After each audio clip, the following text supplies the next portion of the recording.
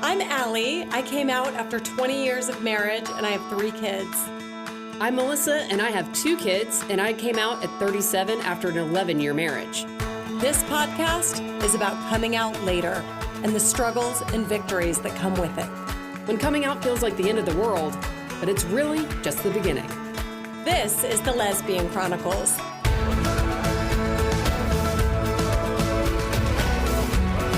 Welcome to the Lesbian Chronicles. Oh boy, can anyone guess? We've got a guest here today. That was perfect. A big role to take. It is. Really is. I've only heard that hundreds of times, so pretty honored to be saying it. Julia, every episode, we look at each other like, who's going to do it? Should we do it together? It's always a conversation. Yeah, I love that. We're happy to have you do it. I know, especially since you've played such a big role in like our online community, and getting people together and giving them a place to talk. So it's true. And you're the first guest to ever do it, the welcome. Well, I mean, come on. What can I say? Well, wait, I think Marina did it. She did? Okay. She did. I remember that episode. Yeah. Okay. She did. Well, you all, and Allie, I haven't talked to you in person before, but you all are instrumental. And I mean, I'm sitting here because of you two. Oh, that makes me feel so good. You have no idea, Julia. Thank you for saying that. Yeah. It's been labor of love. Oh, absolutely. Give a quick rundown, Julia, on like what you've done. Sure. Well, my name is Julia Hoffman. So you all said, if you build it, they will come. Allie said that a bunch.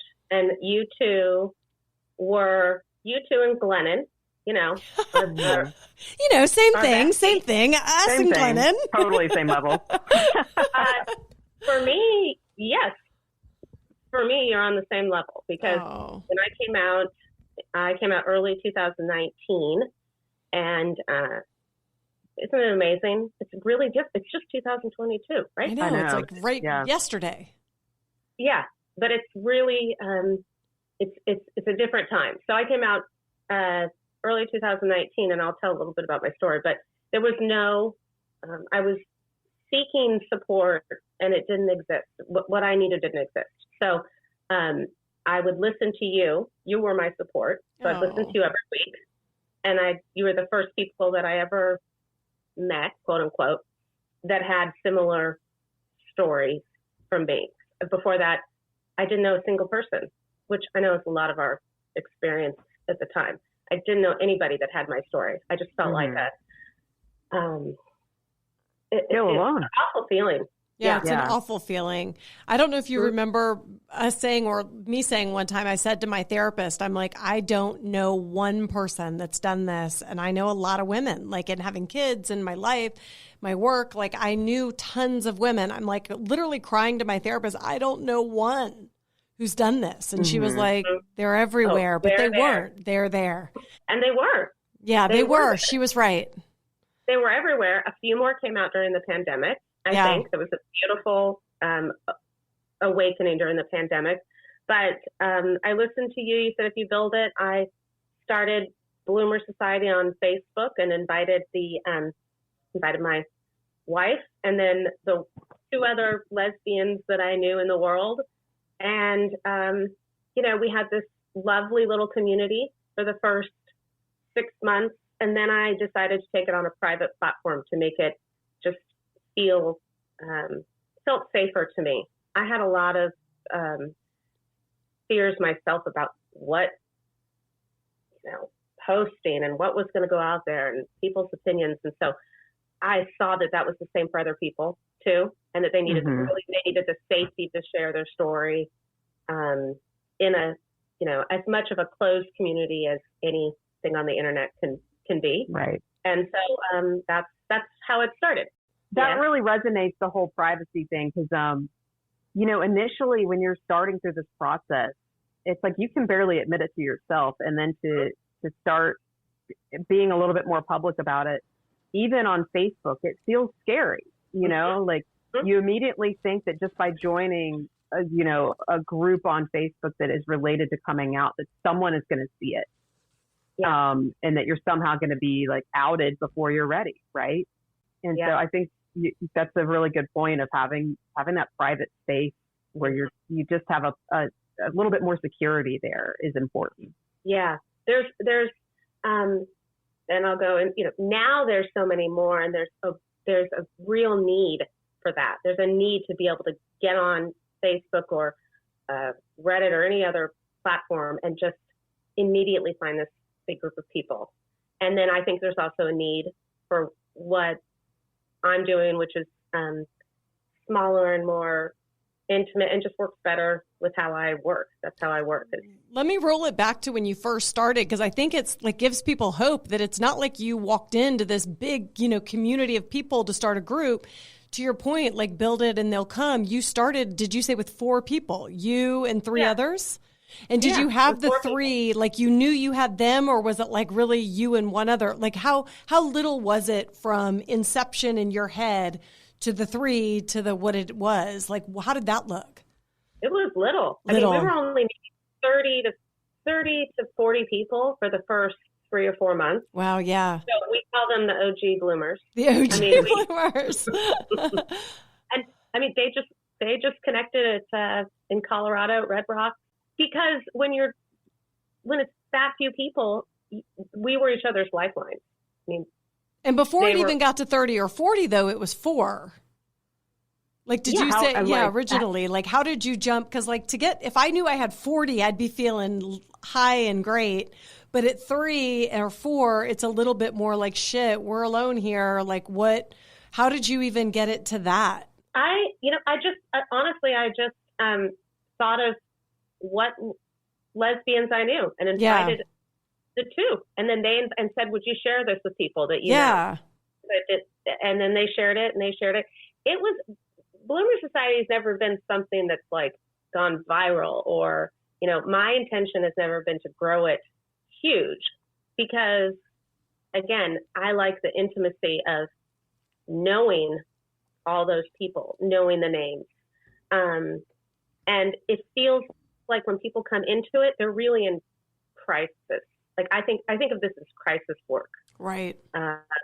So it's like for me, it's the first place that you go and you're lost and you have no idea what to do.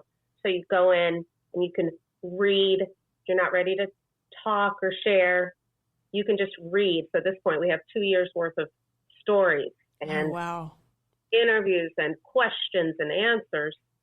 So there's just comfort in that.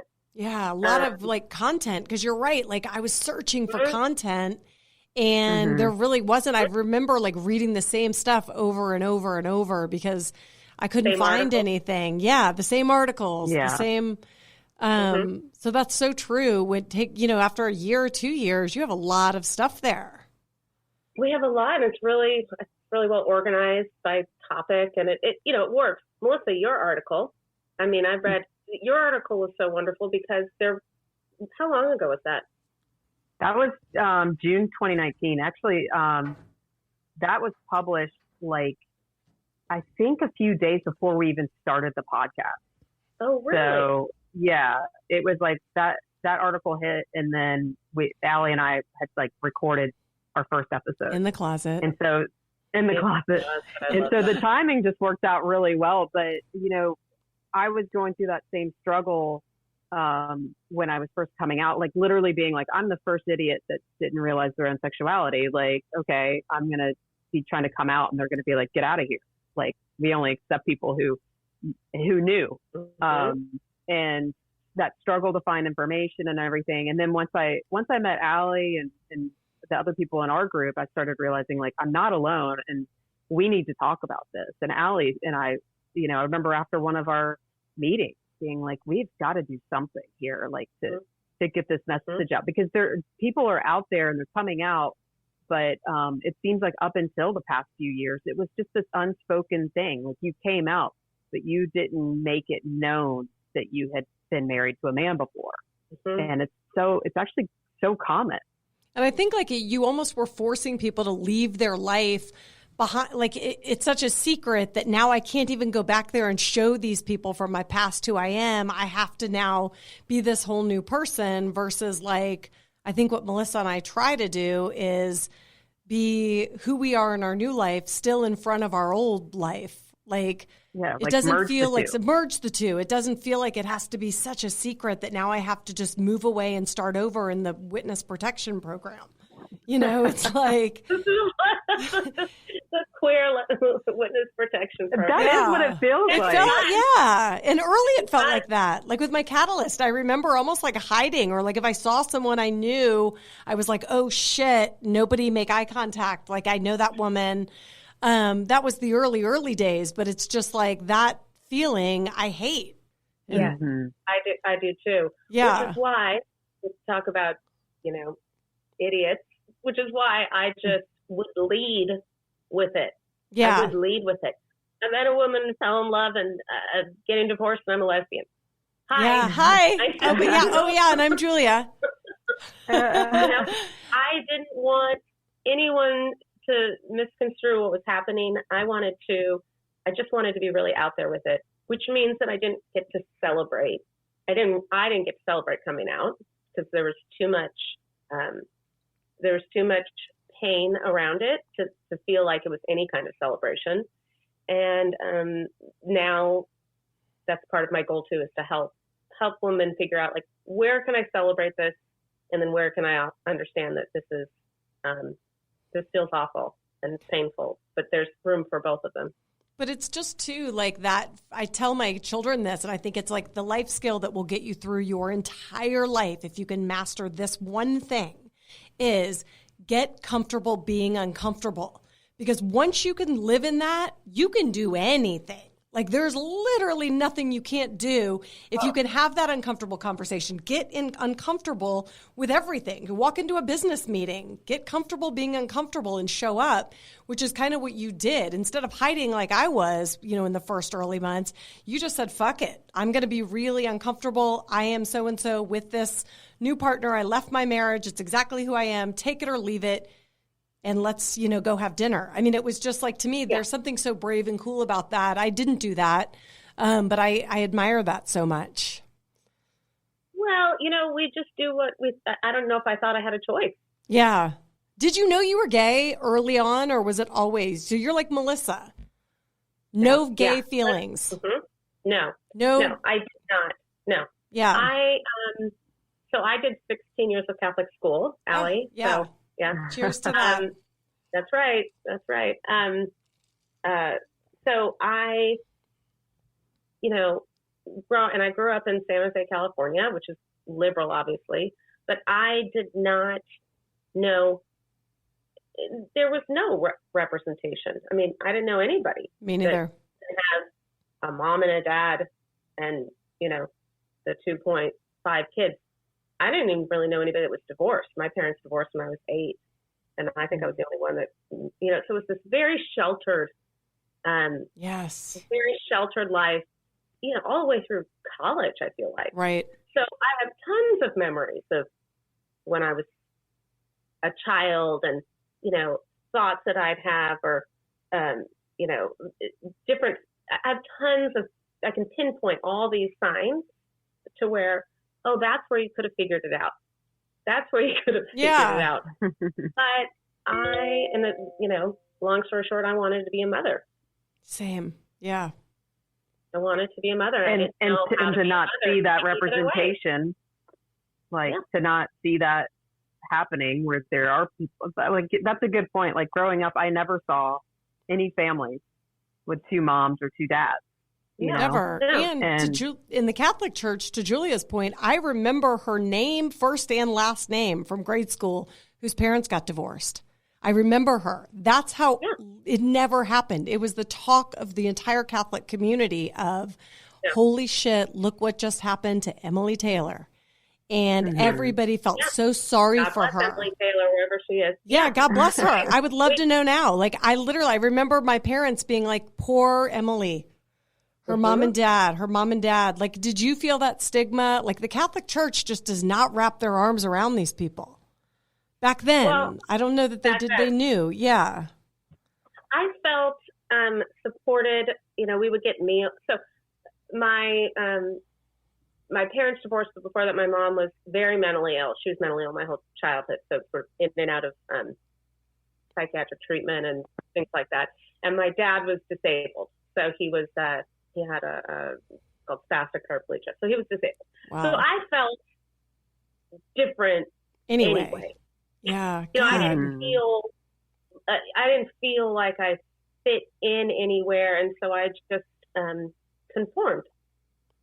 Right. I conformed so people would like me and accept me, and so I could get some support outside my family, which was, now I know that was a very smart thing to do. Yeah. But I was so it's survival. It was survival. Yeah. It was survival. But I was so busy thinking about, what do they think of me? What do they think of me? Are they going to love me? Are they going to accept me? Are they going to care for me? That there was, thinking about my identity in that way wasn't even. No. It just wasn't even on the. There wasn't enough bandwidth. Until high school, I remember saying to a friend, "Oh my God, what if I'm a lesbian?" Because, oh wow. Yeah. Because I was so nervous around guys. I would throw up before dances. I hated that feeling. Yeah. But it was more so like nerves of like, I don't want to have to go interact with this boy. I know I have to. Yeah. I know this is what you do, but I would throw up. That's interesting. And like, it was so uncomfortable to me. And then the people that I knew, just to end on the Catholic piece, the people that I knew, I did know like one teacher, and I went to an all-girls Catholic high school. I still don't figure it out there. But I don't, go figure. But the one teacher that was a lesbian and married, she was closeted. Oh yeah, I was going to say. What message is that? Oh, shame. Yeah. How did you know? I knew when I met my now wife. I mean, how did you know that so back then in the school, did you then I was like, yeah. when I found out it was real fast. I want to hear about that too. Actually, our listeners definitely want to hear about that. Yeah. But the gay teacher, like, was it just like people might know, but it was just no one talked about it? Yeah, they might know, but nobody talked about it. Okay. I had a few teachers like that in middle and high school. It's kind of like we knew that they were gay or there was rumors. But it was almost like you just assume they were all single, Yeah, and alone. Of course. Lonely. Well, the Catholic position is actually you can be gay, you just don't act on it. So that's fun. Yeah, so that's what they were doing in my mind. Just sitting in a room by themselves. Exactly. Fighting the feelings. Innocently being gay, fighting the feelings. Okay, so tell us how then you grow up and you get married. Yeah, I met my then husband at 23, and my friends were getting married, people were getting married, and it wasn't. I like to look back on it like there was no mistake. There was no mistake, and it was. He is a wonderful man, and he was, is a wonderful father. I just, as we've heard so many times, I didn't know what I didn't know. I just didn't. And so, again, that's part of the pieces. Like, I could put the pieces together, like, how you're supposed to feel, how you're supposed to, I just was very, sexually inexperienced. I just, I came to it with the best of intentions, and it was a great, it was a great relationship for what it needed to be. I'm so grateful because, 3 children from that. And part of it, the evolution of Julia, is founded in those years with him, I'm sure. Julia would have been I can swear on this, right? Yeah. No. Yeah. Julia would have been a fucking horrible lesbian in the 20s. Totally. I relate to that so much. Like, I have no regrets. Like, that was such a big part of my evolution. That marriage, the children, all of it. Now, just define a terrible lesbian. Well, it's, you have to be emotionally, you got to have your emotions equipped. Equipped. You got to be equipped in lots of ways to be a lesbian, right? This is where I thought you were going. Okay. And I feel the same way. It's like, I was wild enough dating men, and if I had been dating women, I would have been all over the place and not mentally equipped to be dating. And I don't know, I would have been getting in a lot of trouble. That's for sure. So maybe the universe saved me in that instance. Right. Mine's more like I would have really been, I would have probably been awful to someone, or I wouldn't have been able to handle it. It's a lot to handle, this kind of. Right. That's the other thing. I don't think I could have handled it mentally, especially as a teenager. If I had realized that I was gay, I would have been like so closeted and terrified. Like, there's no way I would have come out in like 1997, you know? No, because you have to be, I mean, I think about it too with like, I heard, was it on your podcast? I forget, where someone was talking about not being able to like walk around naked and not feeling comfortable. You know, like there's a feeling with their husband. There was always sort of this holding back that I did, and I didn't understand it. And then of course, and I blamed him for it. Yeah. I mean, I was really not a good partner. I've done a lot of work on my role in that relationship, in that marriage, and I was not a good partner because I blamed him. But it was really, I mean, he contributed to the end of our marriage too. You know, we both 50-50. You go into it 50-50, you go out of it 50-50. Right. But I know now that my misery and my not being able to be happy no matter what I tried, and I tried a lot of fucking things to be happy. Yeah. It was so unfair to him. I try that now to help women see that if you're not in it in an authentic way, if you're not expressing who you're not giving, expressing who you are, if it's not fair to the other person. Talk about, Julia, I mean, talk about that doing, like, I remember that, like, while I was married, trying to, you know, maybe we would move, renovate a house, have another baby, which I'm so thankful for. Kid, do another project. Yeah, another, like, constantly reinventing, like, I don't know, to your point. But then there was like a breaking point. I remember I tried to have a fourth baby and I miscarried, and I kind of knew in that moment that my marriage was over. It was just like this baby wasn't going to show up to like save me for another 4 years. Wow. And so I remember like laying there thinking, this is the end. Like, I can't be sustained with a baby. A baby could keep me going for a while. And so it was like you could stay in it a little longer. Yeah, I could stay in it if we had this newborn. Like, I knew I would be okay. And it was just like my littlest at that point was leaving for pre-K. And then it was like, oh, I'm pregnant. I'm going to make it now. And then I wasn't. And then it was like, oh, God, this is the end. I knew it was. I looked at him and I remember feeling so sorry for him because I knew what he didn't know yet. And that for me was that moment. Did you have a moment like that where it was like, this isn't enough to sustain me anymore? Or was it meeting your wife? Well, I'm sorry about miscarriage. That is, it was with all of us. Thank you. It was pretty early on, but it was still pretty devastating to me at the time. Yeah. Yeah. Especially wrapped in all those layers. Yeah. Yeah. The hope for what the baby and the future, what it's going to hold. Right. What it represents. Yeah. It doesn't matter how early. Yeah. No matter how early it was. I remember one moment was Christmas morning, which was, you know, obviously such a joy-filled time. Right. And we have these 3 kids. A 3.5-week-old, a 4-year-old, and a 7-year-old. And I remember, and I'd gotten sober the month before. I'd stopped drinking the month before. My mom died 3 months before that. So there was, and we had moved to Texas 6 months before that from Seattle. So there was a lot of change. There was a lot of change going on. And I remember sitting there Christmas morning and looking at the kids and my husband and this beautiful scene, you know, this gorgeous scene of this family, and thinking, why is this not enough? Yeah. Why am I not happy? Right. It's like, what's wrong with me? I've got a 3.5-week-old.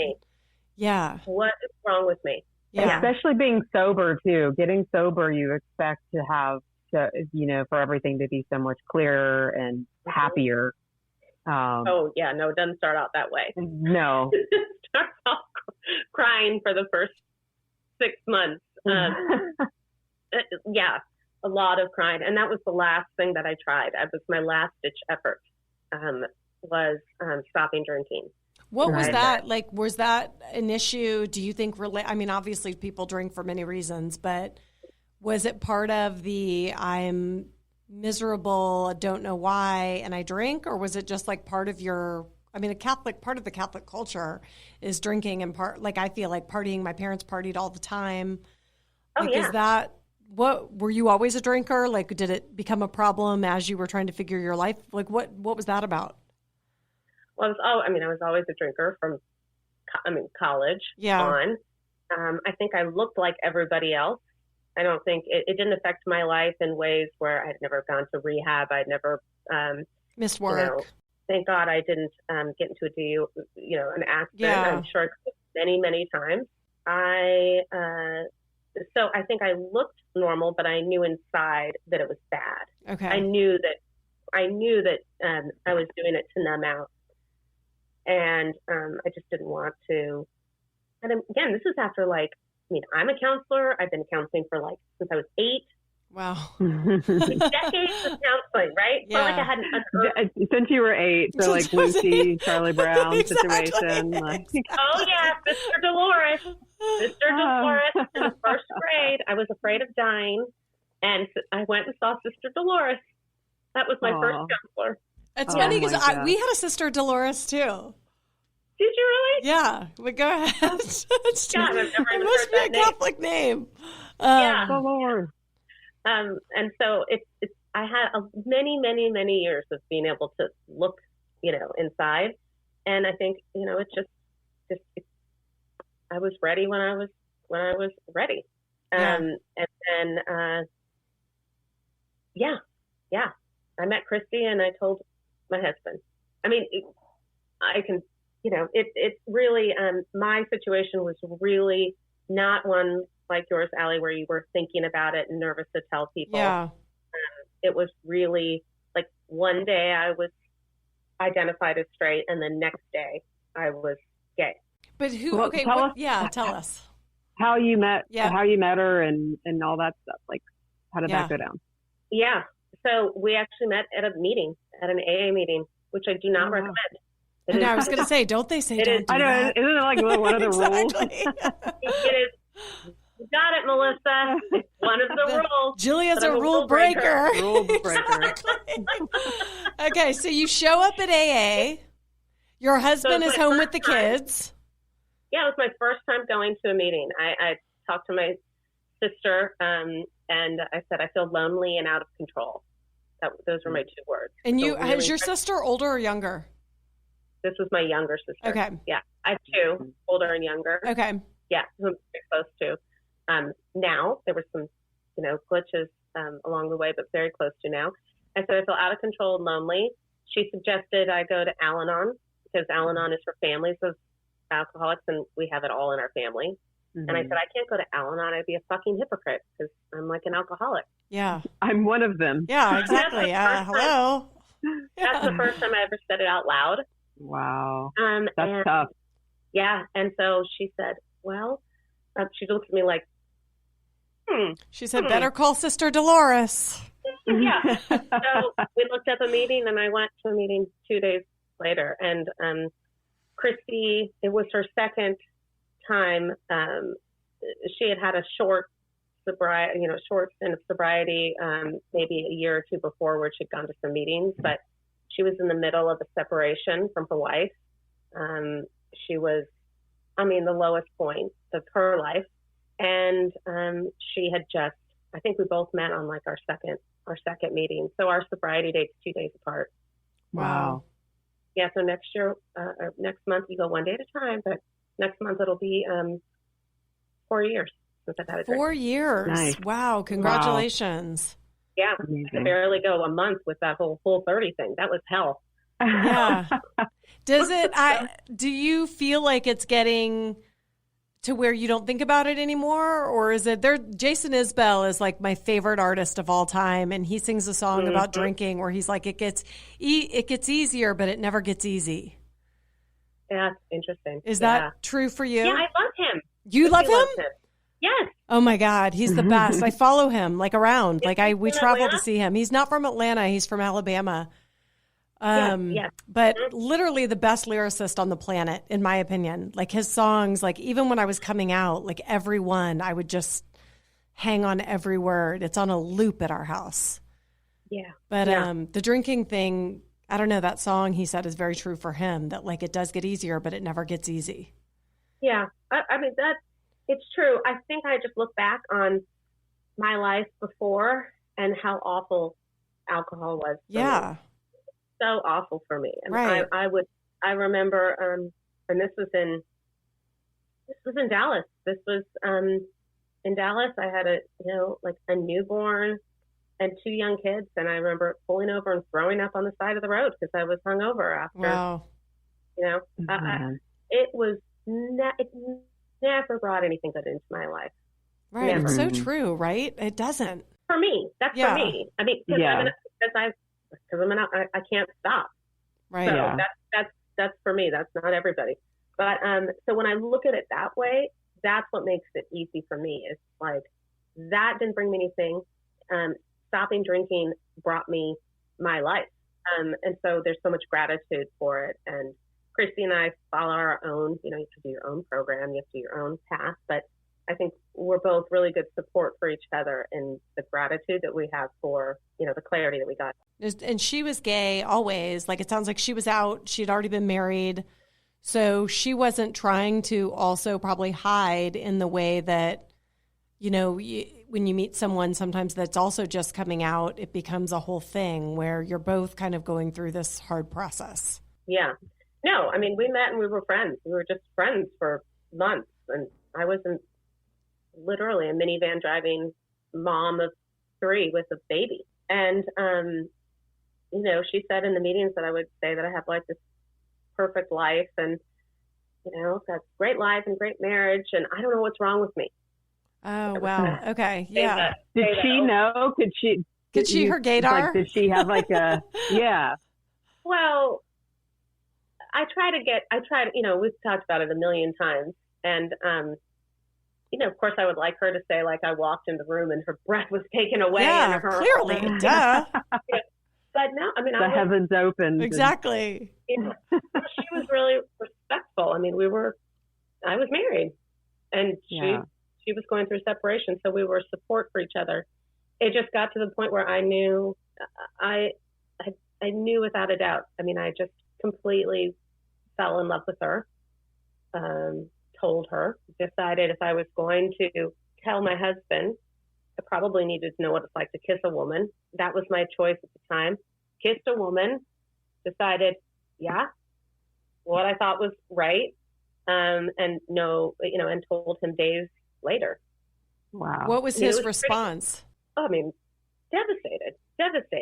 But we were both, we've talked about it a lot. I can't speak for him, but we're both really devastated about the loss of our family.